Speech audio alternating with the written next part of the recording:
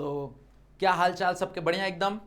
Last lecture में हम लोग ने डिस्कस किया था, हम लोग ने इलेक्ट्रोस्टैटिक स्टार्ट किया था। इलेक्ट्रोस्टैटिक का हम लोग ने लेक्चर नंबर 2 अपलोड कर दिया था already. Okay, already JR college पे अवेलेबल होगा। हम लोग ने वहां पे कूलम्स लॉ की डिस्कशन कर ली थी। भाई कूलम्स फोर्स क्या होता है, ओके, कैसे वो डिस्टेंस पे डिपेंड करता है, कैसे वो सिमिलर है तुम्हारे ग्रेविटेशनल फोर्स से, ऑलमोस्ट कैसे तुम्हारा चार्ज मास को रिप्लेस करता है। ये सारी कहानी हम लोग ने डिस्कस कर ली थी। अगर अभी तक वो वीडियो नहीं देखा है तो जाओ पहले वो देखो। आज जो हम लोग डिस्कस करने वाले हैं वो इलेक्ट्रिक फील्ड के बारे में डिस्कस करने वाले हैं। सारी कहानी आज इलेक्ट्रिक फील्ड के बारे में डिस्कस करेंगे। भाई इलेक्ट्रिक फील्ड क्या होता है, what is electric field due to point charge, okay, types of electric field क्या होते हैं, प्रैक्टिकल वे क्या होता है to calculate the electric field. ये सारी कहानी आज हम लोग डिस्कस करेंगे। ओके, तो let us start with a video. So hello everyone, my name is Sanjeev Pandey और स्वागत है आपका अपने प्यारे से चैनल में, खूबसूरत से चैनल में, जेआर कॉलेज में। ओके, सो बुक और पेन लेके बैठ जाओ। आज हम लोग सारा इलेक्ट्रिक फील्ड का कहानी खत्म कर देंगे। ओके, चलो।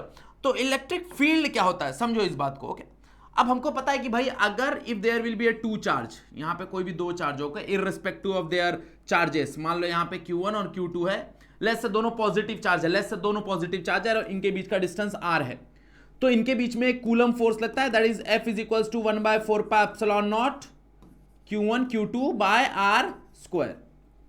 और ये epsilon naught it is a permittivity, क्या होता है हम लोग ने लास्ट लेक्चर में डिस्कस किया था। ओके, और इट इज अ परमिटिविटी कहां पे, भाई फ्री स्पेस का परमिटिविटी है ये। ओके, मतलब हम मान के चल रहे हैं कि ये जो है ये फ्री स्पेस है, ये हम मान के चल रहे हैं, इसको मीडियम में नहीं रखा। अगर हम लोग मीडियम में रखेंगे तो वहां पे हम डाइलेक्ट्रिक कांस्टेंट डिफाइन करेंगे। क्या डिफाइन करेंगे? Dielectric constant. Okay, dielectric constant वहां पे हम डिफाइन करेंगे।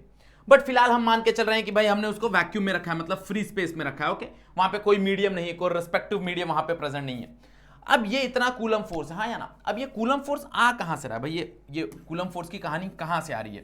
तो हम इसको समझने की कोशिश करते हैं थ्रू इलेक्ट्रिक फील्ड। ओके, मतलब हम कहीं ना कहीं कूलम फोर्स को थ्रू इलेक्ट्रिक फील्ड भी समझा सकते हैं। ओके, तो इलेक्ट्रिक फील्ड क्या है भाई? It is a region. Okay, ये एक रीजन है, it is a reason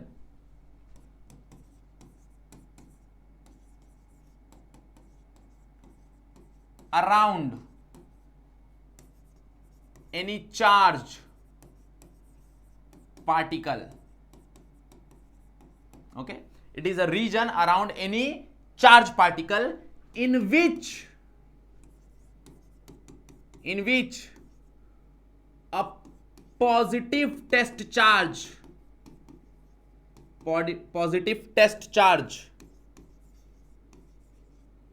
in which a positive test charge is experienced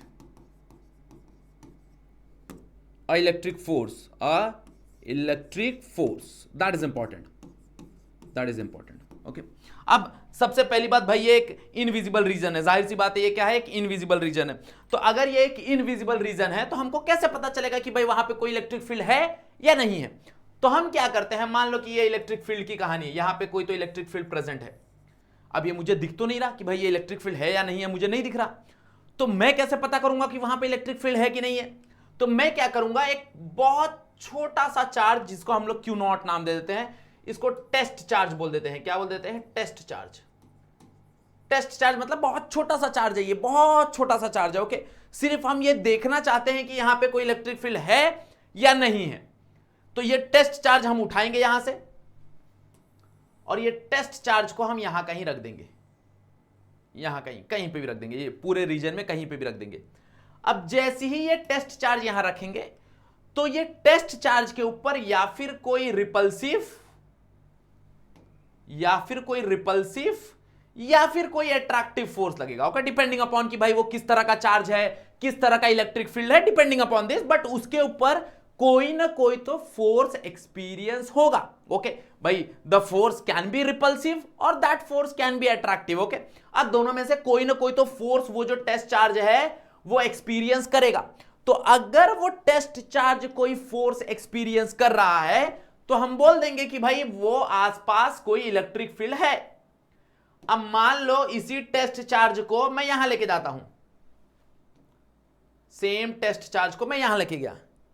अब ये जो टेस्ट चार्ज है ये कोई फोर्स एक्सपीरियंस नहीं कर रहा है। Okay, no force experienced, no force experience, भाई इसके ऊपर कोई भी फोर्स नहीं लगा, तो मैं बोल दूंगा कि भाई आसपास कोई भी इलेक्ट्रिक फील्ड नहीं है। बस में आ रहा है, मतलब इलेक्ट्रिक फील्ड नापने के लिए, इलेक्ट्रिक फील्ड को समझने के लिए हमने क्या किया, हमने एक टेस्ट चार्ज लिया और वो टेस्ट चार्ज को एक जगह रख दिया, एक फील्ड में रख दिया। अगर वहां कोई फील्ड होगा तो उसके ऊपर कोई फोर्स लगेगा, तो हम बोल देंगे वहां कोई फील्ड है। अगर वहां पे कोई फील्ड नहीं होगा तो उसके ऊपर फोर्स नहीं लगेगा, तो हम बोल देंगे वहां पे कोई फील्ड नहीं है। मतलब what is electric field? It is a region around any charge particle. Okay, कोई भी चार्ज, यहां पे कोई चार्ज पार्टिकल होगा, जैसे क्यू, क्यों, तो इसके आसपास एक रीजन बना हुआ है, इसके आसपास एक रीजन बना हुआ है, उस रीजन के अंदर in which a positive test charge Q is experienced a electric force. Okay, वो कुछ तो इलेक्ट्रिक फोर्स एक्सपीरियंस करेगा। क्लियर, बात समझ आ गया? व्हाट इज इलेक्ट्रिक फील्ड, हाँ या ना? अब ये इलेक्ट्रिक फील्ड को हम नापेंगे कैसे? भाई ये इलेक्ट्रिक फील्ड को नापा कैसे जाएगा? तो ये इलेक्ट्रिक फील्ड को नापा जाता है इलेक्ट्रिक फील्ड इंटेंसिटी। ओके, तो what is electric field intensity? Electric field intensity. Okay, तो what is electric field intensity? क्या होता है इलेक्ट्रिक फील्ड इंटेंसिटी? तो basically it is a force experienced on a per unit charge of that positive test charge. Okay, हम बोल सकते हैं it is force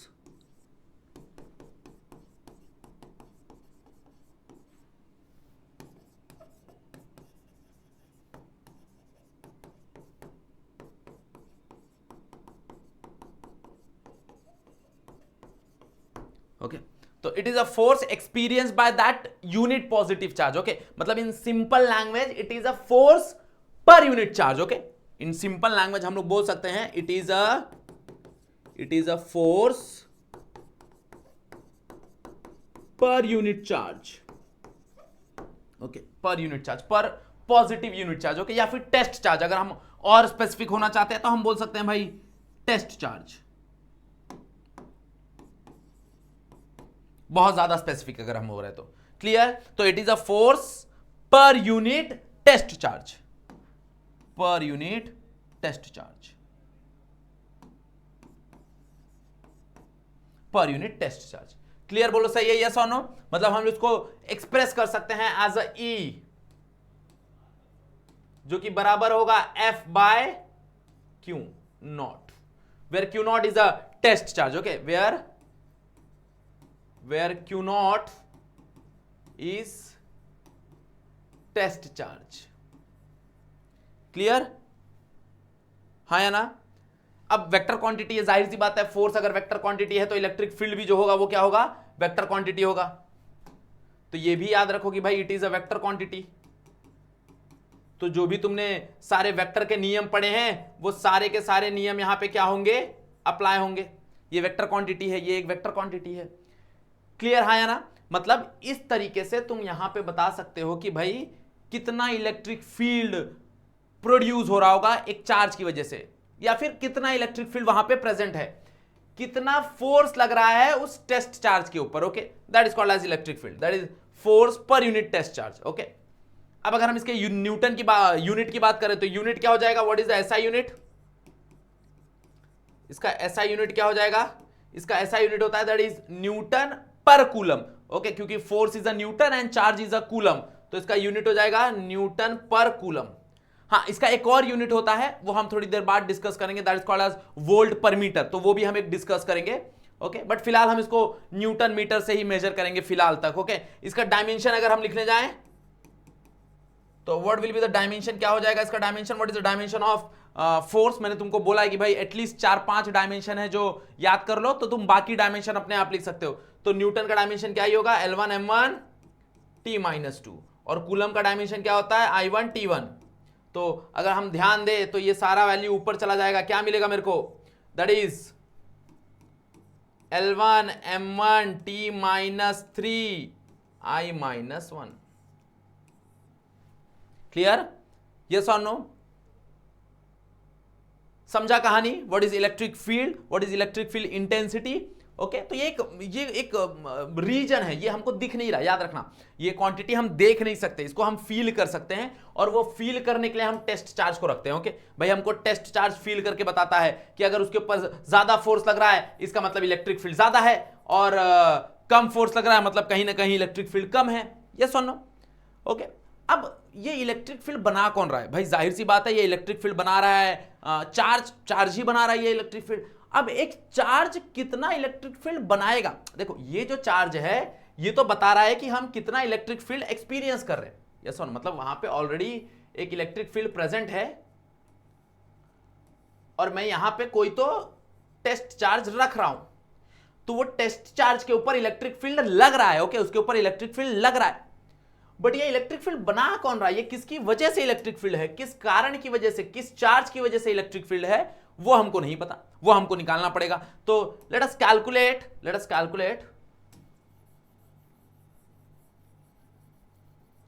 हम कैलकुलेट करते हैं।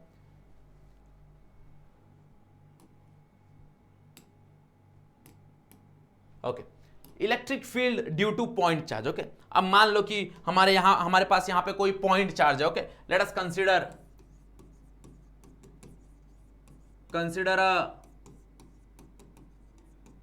पॉइंट चार्ज, लेट्स से इसको क्यू नाम दे देते हैं। क्या नाम देते हैं? क्यू नाम देते हैं। ओके, एंड टेस्ट चार्ज, उसको नाम देते हैं let's say Q not, is placed at a distance, okay, r, let's say r distance पे रखा है, मतलब यहां पे एक चार्ज q है और यहां पे कोई तो चार्ज q नॉट है और इनके बीच में डिस्टेंस r है। क्लियर? कहानी समझ में आ रहा है? यस और नो? सिंपल कहानी, आसान कहानी है। q है, Q नॉट है और R डिस्टेंस है। यस और नो? ओके, अब कितना ये एक्सपीरियंस करेगा? ओके, समझो, ध्यान से थोड़ा सा समझने की कोशिश करो कि भाई ये चार्ज कितना एक्सपीरियंस करेगा, Q नॉट कितना इलेक्ट्रिक फील्ड एक्सपीरियंस करेगा, जितना Q प्रोड्यूस करेगा उस जगह पे, उस R डिस्टेंस पे। हाँ या ना? अब हमको यहां से ये पता चलेगा कि भाई जो इलेक्ट्रिक फील्ड है वो R डिस्टेंस पे डिपेंड करता है, और वो इनवर्सली प्रोपोर्शनल, मतलब वो इनवर्स स्क्वायर लॉ फॉलो कर रहा है। मतलब जैसे जैसे मैं चार्ज से दूर जाता हूंगा वैसे वैसे वो इलेक्ट्रिक फील्ड क्या होता जाएगा? कम होते जाएगा। यहां पे हमको वो चीज पता चलेगी। यस और नो? देखो,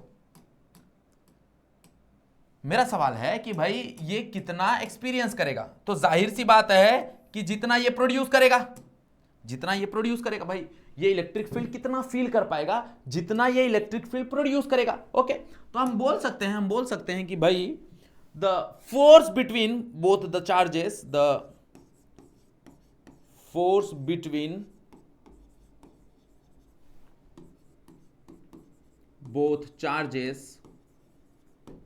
that is F is equals to 1 by 4 pi epsilon naught Q1 Q2। तो यहां पे Q1 Q है और Q2 Q नॉट है, तो वैसे ही रखते हैं, तो Q into Q not divide by R square. ये हो गया फोर्स, ये हो गया फोर्स। यस और नो? हाँ या ना? मतलब ये कितना फोर्स एक्सपीरियंस करेगा? इतना फोर्स एक्सपीरियंस करेगा। ये कितना फोर्स एक्सपीरियंस करेगा? इतना ही फोर्स एक्सपीरियंस करेगा। हम लोग ने डिस्कस कर लिया भाई, फोर्स की कहानी हम लोग ने ऑलरेडी डिस्कस की हुई है। अगर अभी तक नहीं देखा है तो देखो, पहले फोर्स की कहानी अच्छे से समझो, इलेक्ट्रिक फोर्स की कहानी। ओके, वो कहीं ना कहीं न्यूटन थर्ड लॉ के नियम को फॉलो करते हैं। डन? अब अगर मैं तुमसे पूछूं कि भाई the electric field is given by, तो कितना इलेक्ट्रिक फील्ड का फॉर्मूला होता है? That is F by Q naught, और F मुझे यहां से मिल जाएगा, वो F यहां पे चिपका दो, तो 1 by 4 pi epsilon naught Q naught by R square divide by Q naught. तो अब यहां पे अगर हम देखने जाएं तो ये Q नॉट और Q नॉट गायब, ये Q नॉट और Q नॉट गायब। क्या ही मिल रहा है अपने को? That is E is equals to 1 by 4 pi epsilon naught Q divide by R square, और यहां पे एक R कैप दे देते हैं क्योंकि एक वेक्टर रहेगा, ये सारे वेक्टर की कहानी को फॉलो करेगा।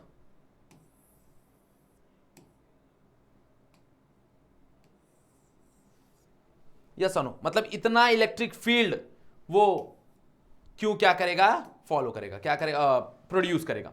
मतलब एक चार्ज की वजह से कितना इलेक्ट्रिक फील्ड आता है, that is 1/4πε0 Q by r square. और अगर मैं 1/4πε0 को एक कांस्टेंट नाम दे देता हूं, लेट्स से K, तो that can be written as KQ by r square. तो अगर मुझसे कोई पूछता है कि भाई एक इलेक्ट्रिक फील्ड, एक चार्ज कितना इलेक्ट्रिक फील्ड बना सकता है, तो एक चार्ज इतना इलेक्ट्रिक फील्ड बना सकता है, that is KQ by r square, that is KQ by r square. Clear है या ना, यस और नो, ओके। और एक चार्ज कितना इलेक्ट्रिक फील्ड एक्सपीरियंस कर सकता है, तो वो E is equals to F/Q, इतना इलेक्ट्रिक फील्ड एक्सपीरियंस कर सकता है, ओके। अब ये दोनों की कहानी सेम है, मतलब हम ये दोनों चीज सेम लिख रहे हैं। अगर हम दोनों को कंबाइन करें तो आई कैन राइट डाउन ये दोनों कहानी एक साथ, दैट इज F/Q0 और it is equals to 1/4πε0 Q by r square. क्योंकि जितना Q इलेक्ट्रिक फील्ड प्रोड्यूस करेगा उतना ही तो Q0 एक्सपीरियंस करेगा ना, एट आर डिस्टेंस, यस और नो। भाई ये आर डिस्टेंस पे जितना इसकी वजह से फोर्स बन रहा है उतना ही तो ये फोर्स एक्सपीरियंस कर रहा है, उसको ही तो बोला गया इलेक्ट्रिक फील्ड, है ना। अब अगर हम यहां पे ध्यान दें तो क्या इलेक्ट्रिक फील्ड डिस्टेंस से स्क्वायर प्रोपोर्शनल नहीं है, इनवर्सली प्रोपोर्शनल नहीं है, मतलब कहीं ना कहीं ये स्क्वायर डिस्टेंस लॉ को फॉलो करता है। मतलब जाहिर सी बात है कि जैसे जैसे तुम डिस्टेंस बढ़ाते जाओगे इलेक्ट्रिक फील्ड जाहिर सी बात है कम होते जाएगा, क्योंकि इलेक्ट्रिक फील्ड यहां पे इनवर्सली प्रोपोर्शनल है आर स्क्वायर के, सेम एज जैसे फोर्स इनवर्सली प्रोपोर्शनल है आर स्क्वायर के। मतलब जैसे जैसे तुम इलेक्ट्रिक फील्ड को इंक्रीज, तुम्हारा जो लेंथ है उसको इंक्रीज करते जाओगे, इलेक्ट्रिक फील्ड क्या होगा, डिक्रीज होते जाएगा। मतलब जहां पे चार्ज रखा है उस जगह इलेक्ट्रिक फील्ड क्या होगा भाई, उस जगह इलेक्ट्रिक फील्ड मैक्सिमम होगा। और जैसे जैसे तुम दूर जाओगे, अब दूर कहां जाओगे, इन्फिनिटी पे, तो जाहिर सी बात है इन्फिनिटी पे तुमको इलेक्ट्रिक फील्ड क्या ही मिलेगा, जीरो मिलेगा। तो एट इन्फिनिटी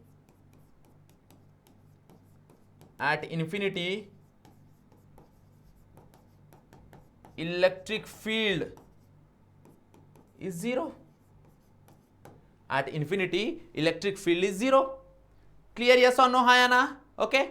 थोड़ा सा ग्राफ ढंग से बना देता हूं, एक मिनट। वैसे पहले जैसे बना, कुछ ज्यादा चेंज तो आया नहीं है, फिर भी ठीक है, ओके। समझ जाना तुम लोग। क्लियर, यस और नो, समझ में आया व्हाट इज इलेक्ट्रिक फील्ड की कहानी ड्यू टू पॉइंट चार्ज। तो पॉइंट चार्ज बोले तो भाई एक सिंगल चार्ज की वजह से कितना इलेक्ट्रिक फील्ड बनेगा, इतना इलेक्ट्रिक फील्ड बनेगा, that is E is equals to 1/4πε0 Q divide by r square. अब अगर यहां पे मैं कंसीडर कर लू, let K is equals to 1/4πε0, generally किया जाता है उसको थोड़ा शॉर्ट लिखने के लिए, तो बोल सकता हूं KQ by r square.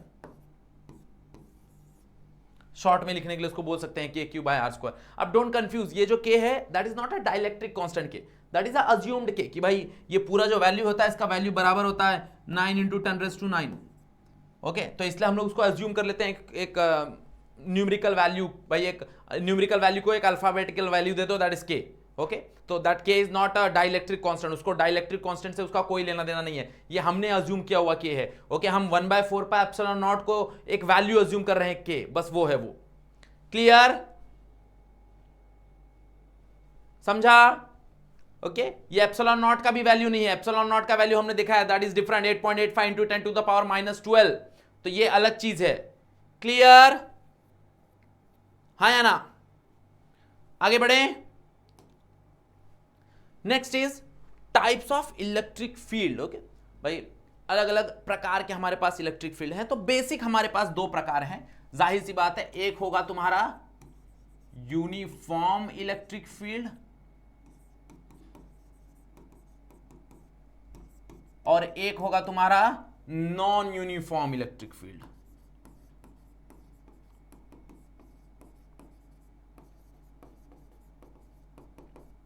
Electric field, okay. एक होगा यूनिफॉर्म इलेक्ट्रिक फील्ड और एक होगा non uniform electric field, okay. अब ध्यान से समझो, देखो इलेक्ट्रिक फील्ड एक वेक्टर क्वांटिटी है, ओके। वेक्टर क्वांटिटी मतलब जाहिर सी बात है कि भाई उसका डायरेक्शन भी तुमको सेम बताना पड़ेगा और साथ में मैग्नीट्यूड भी सेम बताना पड़ेगा, तो ही तुम बोल सकते हो भाई वो यूनिफॉर्म इलेक्ट्रिक फील्ड है। और जाहिर सी बात है नॉन यूनिफॉर्म इलेक्ट्रिक फील्ड है, मतलब हो सकता है उसका मैग्नीट्यूड सेम हो बट डायरेक्शन अलग अलग हो, तो तुम बोल दो उसको it is a non uniform magnetic field बोल रहा हूं, इलेक्ट्रिक फील्ड। ओके, तो यूनिफॉर्म इलेक्ट्रिक फील्ड कहां तुमको देखने मिलता है? यूनिफॉर्म इलेक्ट्रिक फील्ड देखने मिलता है कि भाई जब तुम्हारा जो मैग्नीट्यूड हो और डायरेक्शन हो वो दोनों सेम हो या कांस्टेंट हो। Okay, so when magnitude as well as direction of electric field is constant. Okay, when magnitude as well as direction of electric field is constant, then it is called as, then it is uniform electric field, then it is a uniform electric field. Okay, अब ये कैसे बनता है भाई? इसको बनाने के लिए तुमको दो चार्ज प्लेट लेने पड़ेंगे। ओके, दो चार्ज प्लेट लेने पड़ेंगे जिसको हम कैपेसिटर बोलते हैं। अब कैपेसिटर क्या होता है वो हम 12th में डिस्कस करेंगे, तुम्हारे पास अच्छा खासा टॉपिक है वहां पे, बट फिलहाल यहां पे समझ लो कि हमारे पास दो चार्ज प्लेट हैं। ओके, अब ये दो चार्ज प्लेट के बीच में भाई एक पॉजिटिव चार्ज प्लेट है और एक नेगेटिव चार्ज प्लेट है, तो इनके बीच में जो इलेक्ट्रिक फील्ड बनता है that is uniform electric field.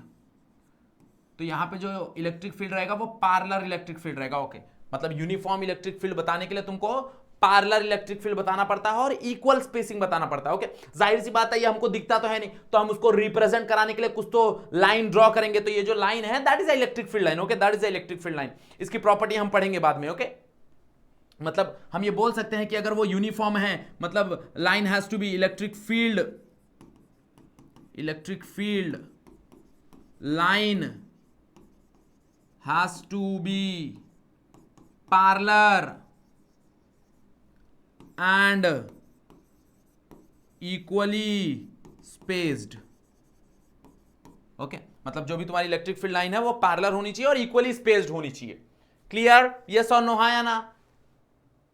तो हम उसको बोलेंगे भाई it is a uniform electric field. अब भाई इलेक्ट्रिक फील्ड यूनिफॉर्म है ये क्यों बोला जा रहा है? क्योंकि तुम कहीं पे भी चले जाओ और कहीं पे भी तुम वैल्यू निकालो इलेक्ट्रिक फील्ड का, कहीं पे भी तुमको इलेक्ट्रिक फील्ड का वैल्यू सेम मिलने वाला है, वो उसमें कोई बदलाव नहीं आने वाला है, मतलब कोई भी बदलाव नहीं आने वाला इलेक्ट्रिक फील्ड के वैल्यू में। ओके, और ये किससे अचीव्ड होगा? ये अचीव होगा दो पैरेलल प्लेट लो, एक को पॉजिटिव चार्ज कर दो, एक को नेगेटिव चार्ज कर दो, तो तुमको जो वहां पे बीच में इलेक्ट्रिक फील्ड मिलेगा वो क्या मिलेगा? वो तुमको जाहिर सी बात है वो तुमको क्या मिलेगा? यूनिफॉर्म मिलेगा। ओके, अब नॉन यूनिफॉर्म इलेक्ट्रिक फील्ड क्या होता है भाई? नॉन यूनिफॉर्म तुम खुद से डिफाइन कर सकते हो। Okay, when the magnitude and direction of electric field is not constant, जाहिर सी बात है वो चेंज हो रहा है, प्लेस टू प्लेस वो बदल रहा है। ओके, अब प्लेस टू प्लेस उसका डायरेक्शन भी बदल रहा है, प्लेस टू प्लेस उसका मैग्नीट्यूड भी बदल रहा है, तो उसको हम नॉन यूनिफॉर्म बोलेंगे। क्या बोलेंगे? नॉन यूनिफॉर्म बोलेंगे। ओके, जैसे जाहिर सी बात है कंसीडर एक पॉजिटिव चार्ज। अब पॉजिटिव चार्ज का इलेक्ट्रिक फील्ड कैसे बनता है? पॉजिटिव चार्ज का इलेक्ट्रिक फील्ड बनता है कुछ ऐसा,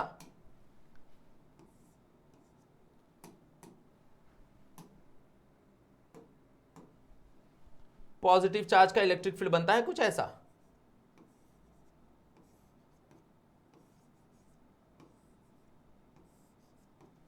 अब अगर हम देखेंगे कि भाई यहां पे इलेक्ट्रिक फील्ड कितना है, यहां पे इलेक्ट्रिक फील्ड कितना है और यहां पे इलेक्ट्रिक फील्ड कितना है, तो दोनों में इलेक्ट्रिक फील्ड का डिफरेंस है, क्योंकि electric field does depend upon the distance. तो जैसे जैसे हम दूर जा रहे हैं वहां पे इलेक्ट्रिक फील्ड की वैल्यू चेंज हो रही है। अब मान लो चलो यहां पे मैं इलेक्ट्रिक फील्ड पूछता हूं और यहां पे मैं इलेक्ट्रिक फील्ड पूछता हूं, अब दोनों तुम बोलोगे कि भाई दोनों जगह तो सर डिस्टेंस सेम है, दोनों जगह डिस्टेंस सेम है, एक सर्कल बना रहा है तो दोनों जगह डिस्टेंस सेम है, बट अगर तुम ध्यान दोगे तो दोनों जगह इलेक्ट्रिक फील्ड का डायरेक्शन अलग अलग है। तो ऑल्दो यहां पे दोनों इलेक्ट्रिक फील्ड अलग हो गए, क्योंकि भाई यहां पे सिर्फ मैग्नीट्यूड की बात नहीं हो रही, यहां पे सिर्फ डायरेक्शन की बात नहीं हो रही, यहां पे दोनों की बात हो रही है। Okay, because it is a vector quantity, तो यहां पे दोनों की बात हो रही है। हाँ, हम ये बोल सकते हैं कि यहां पे दोनों का मैग्नीट्यूड सेम रहेगा, बट यहां पे दोनों का डायरेक्शन अलग है। और सिंस दोनों का डायरेक्शन अलग है तो जाहिर सी बात है कि भाई इलेक्ट्रिक फील्ड का वैल्यू भी अलग है, जाहिर सी बात है इलेक्ट्रिक फील्ड का वैल्यू भी अलग है। क्लियर, यस और नो?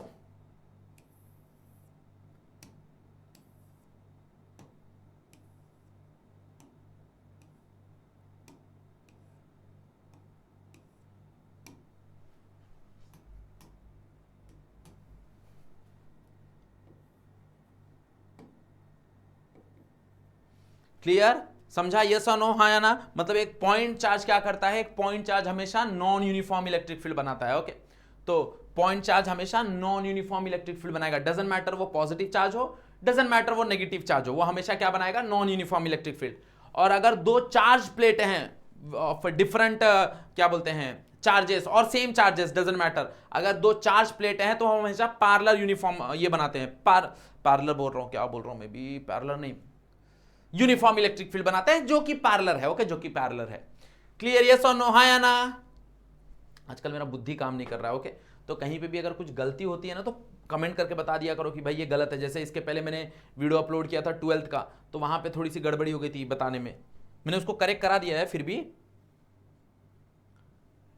चलो, तो practical way of calculating electric field. Okay, practical way of calculating electric field. अब ये कहानी एक्चुअल में तुम जब 12th में पढ़ोगे ना तो तुमको ज्यादा अच्छे से समझ में आएगा, क्योंकि यहाँ पे इलेक्ट्रिक पोटेंशियल की डिस्कशन है। और इलेक्ट्रिक पोटेंशियल हमने 10वीं में पढ़ा है, अभी हमको शायद तक हो सकता है याद हो सकता है नहीं याद हो। तो पहले एक छोटा सा रिकॉल कर लेते हैं इलेक्ट्रिक पोटेंशियल के बारे में।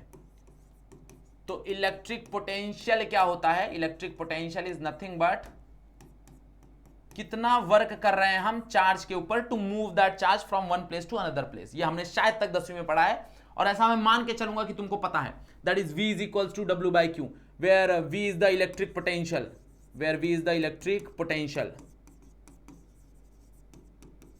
And W is the work done on that charge and Q is that charge जिसके ऊपर वर्क हो रहा है।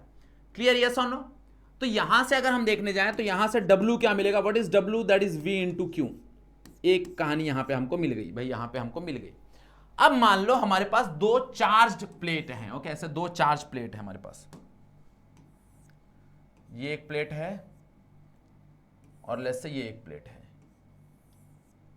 एक पॉजिटिव चार्ज है और एक नेगेटिव चार्ज है, तो इसको मान लेते हैं ये पॉजिटिव चार्ज है और एक नेगेटिव चार्ज है। और प्लेट को चार्ज कैसे बनाया जाता है? तो हमने 3 तरीका पढ़ा था, कंडक्शन, फ्रिक्शन और इंडक्शन। ओके, तो ये हमने लेक्चर नंबर 1 में मेरे ख्याल से डिस्कस किया था, तो लेक्चर नंबर 1 भी देखना जरूरी है, वैसे सारे लेक्चर देखना जरूरी है। ओके, तो यहाँ पे जो इलेक्ट्रिक फील्ड मिलेंगे वो कैसे मिलेंगे? पैरेलल इलेक्ट्रिक फील्ड मिलेंगे। ओके, यूनिफॉर्म इलेक्ट्रिक फील्ड मिलेंगे। यहाँ पे जो भी इलेक्ट्रिक फील्ड मिलेंगे वो यूनिफॉर्म इलेक्ट्रिक फील्ड मिलेगा। अब मान लो कि भाई इनके बीच में जो स्पेसिंग है वो d डिस्टेंस का है। ओके, मान लो यहाँ पे जो स्पेसिंग है वो d डिस्टेंस का है।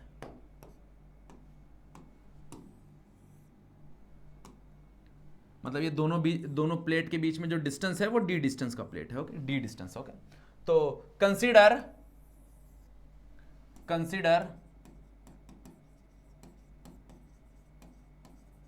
To charged particle, not particle, plate, not particle बोला ना, प्लेट, मेरा बुद्धि आजकल चल नहीं रहा है, प्लेट। ओके, कभी कभी होता है वो।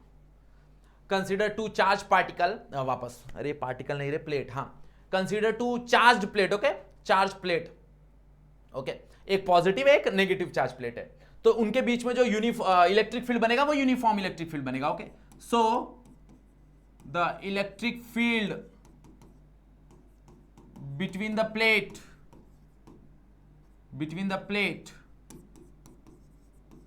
will be uniform. Okay, will be uniform, तो यूनिफॉर्म इलेक्ट्रिक फील्ड बनेगा वहां पे। ओके, हाँ ना? और उनके बीच में जो डिस्टेंस है that is d distance. Okay, अब मैं एक चार्ज रख देता हूं वहां पे, लेट्स से वो चार्ज का वैल्यू दे दो q।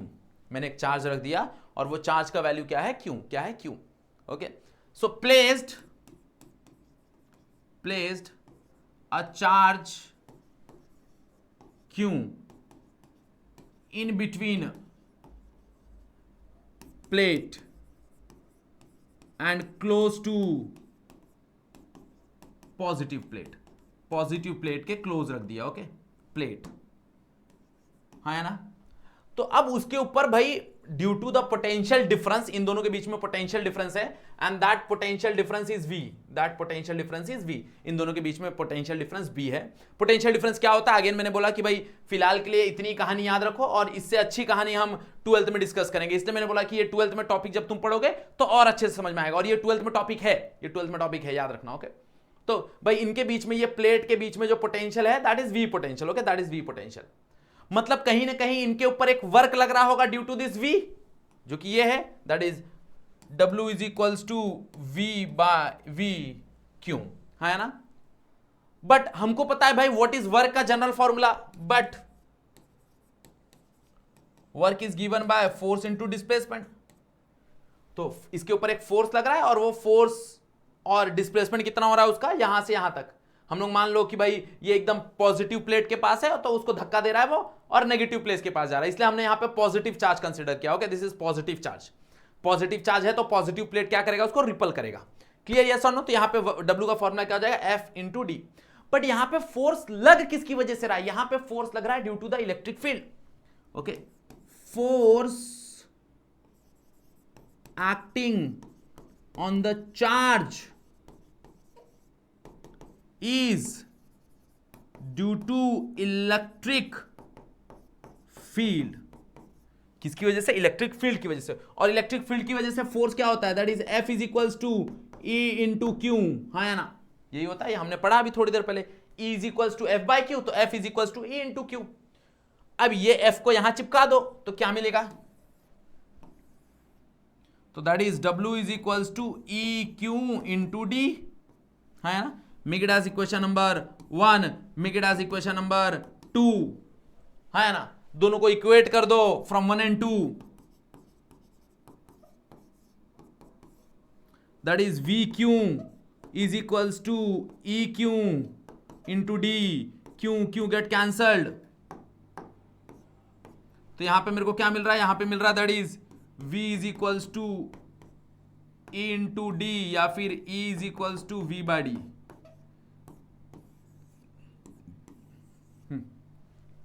ओके, मतलब यहां से मैंने बताया कि भाई यहां से हमको एक नया डेफिनेशन मिलेगा इलेक्ट्रिक फील्ड का, and that definition is nothing but electric potential per unit distance. Okay, अब ये थोड़ा सा यहां पे गलत लिखा होता है, इसलिए मैंने तुमको बोला कि भाई 11th में इसका सिर्फ बेसिक जानो।